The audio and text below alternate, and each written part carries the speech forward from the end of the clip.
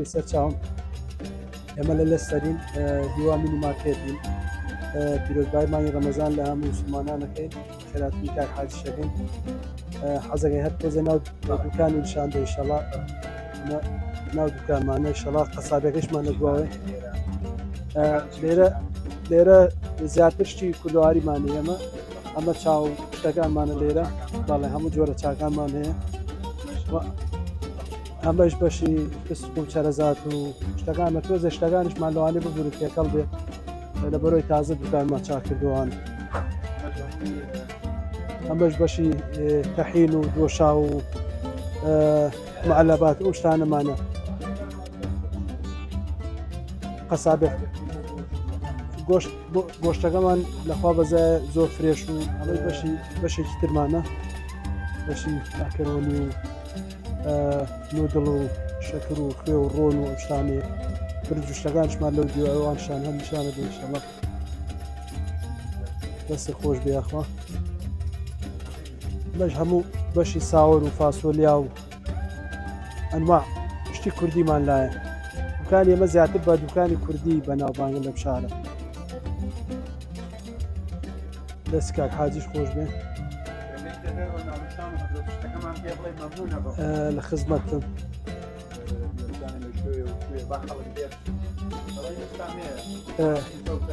کەڕەتیزە و کەرەوز و هەموو شتێکمان هەیە کوزەڵا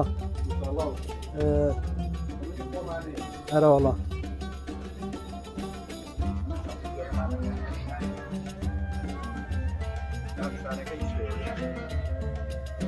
براگیان ناونیشانەکە لە شاری لیستەرین لە ئەمە پێڵن ئەل دیستریت ئەمە ئەل دیستریتە پۆسکۆدەکەمان LE1 3QL ڕقم 2A بە خێراتن دەکەم و دەتەنیشتی مادەم ئاشنای